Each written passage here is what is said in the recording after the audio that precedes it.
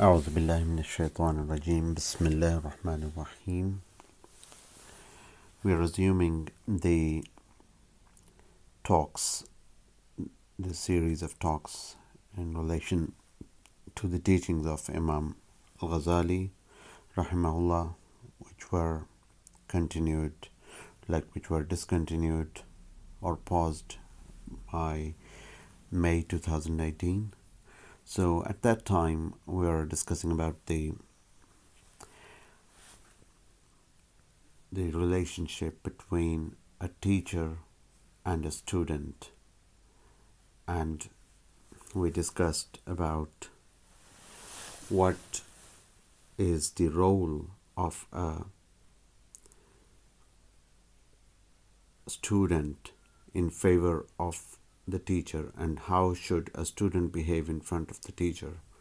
Now we'll move on to the exposition of the duties of the guide teacher. So how should a teacher behave towards the student? And we'll continue that in short talks. So the introduction to today's talk is that the whole thing has 4 stages. The whole cycle of the knowledge has 4 stages. It's like water cycle or whatever cycle you can say, like ammonia cycle, citric acid cycle, different cycles. So it's a cycle thing. So the 4 states are, the first state is in which the owner of the knowledge acquires knowledge. Now, before we go to the knowledge bit, Imam al-Ghazali rahimahullah explains that or gives an example. So he exemplifies thing that it is like a wealth. So knowledge is a wealth, and the first stage in the knowledge is that the owner of the wealth gains money, which makes him in the state of earning. That's the first stage, that earn money. So the second stage, he saves money, and then in the third stage he spends money on himself, and in the fourth stage he spends money on other people.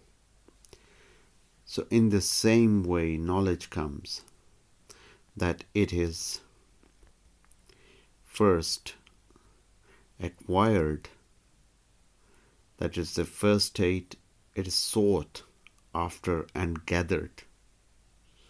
In the second stage, that when it is acquired, therewith one becomes independent of asking others. So it is the saving. So the first is acquiring, and then the second is saving. So in the first stage, it is acquiring from different sources, and in the second stage, that a knowledge is saved and the person becomes independent of asking others. And in the third stage, a teacher or a knowledgeable person corresponds to the study and meditation in which he contemplates and enjoys gets benefit of what has been acquired.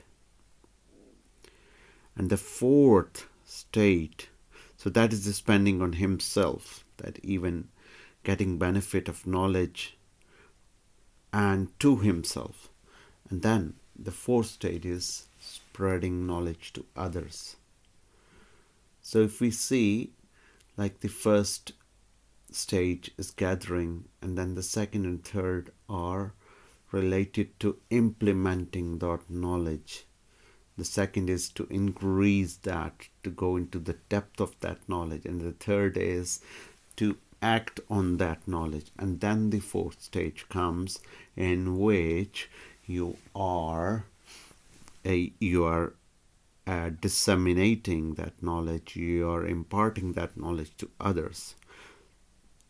So that's what Imam al-Ghazali says, that for this reason he who learns acts upon what he learns and teaches it to others is called a great one in the domination of heavens. For he looks like the sun which lights up for the other things, even though it is lighting in itself. So we should be like suns, that we should we should provide light for ourselves, and we should provide light to others as well. And or like it's like the musk which spreads its scent upon others, as well as it is pleasant in itself. But he who learns and does not act upon what he learns is like a notebook which will benefit the others. Like you can, from the notebook, others can benefit, but the notebook itself won't get any benefit out of that. So even though it is unintelligent. Or like the whetstone, or in my words, like a pencil sharpener, that which itself, being blunt, sharpens the razor, or, as I said, sharpens the pencil. Or like the needle, which, while it remains naked, it serves in making clothes for others. Or like the wick of a lamp, which burns itself out in giving light for the others, according to the poetic verse. A glowing wick is he who gives the light and dies. So that is the person who does not implement knowledge on himself, but does give knowledge to others. So Imam al-Ghazali says that even that is okay, but the best thing is that you act on what you are propagating. That's the best thing. Otherwise, it won't be as efficient as you want this to be. So acting on knowledge is really important. However, if one is not acting and is spreading knowledge, it will still spread. Like the needle which sews the clothes will still sew the clothes, although it won't get benefit. So Imam al-Ghazali says that we should get benefit of our knowledge towards ourselves as well.